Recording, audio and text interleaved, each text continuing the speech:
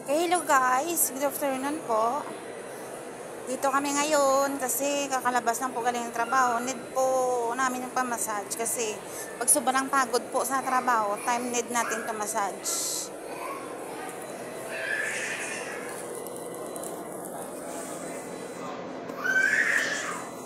Tsaka afford naman po yung price. Need nyo yung massage dito. Ayaw nyo ng hilot kasi nakikiliti kayo.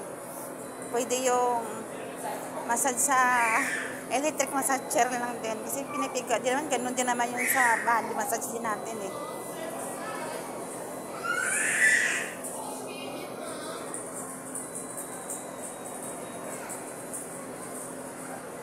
Dito namasyal kami. Yuneg.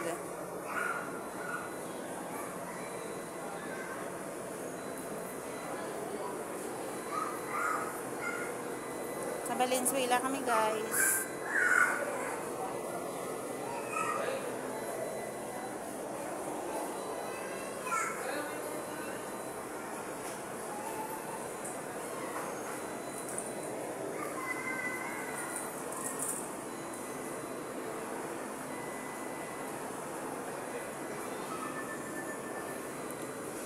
Kaya after later ni Mac, si di naman po ang papalit dyan sa massage chair na yan.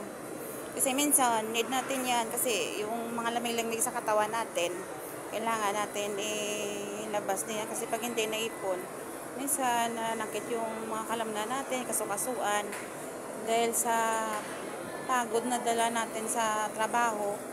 At saka yung mga na-expose din na lamig-lamig sa katawan. Kaya need natin yung pa-massage ganyan guys. Okay din naman yung massage therapy na annual sa katawan natin. Pero kung gusto mo madalian, ito nang the best choices talaga na gamitin natin. Yan lang guys. Don't forget to subscribe my YouTube channel. Please, you have to follow me everyone guys. Bye-bye. Mama. Chup-chup.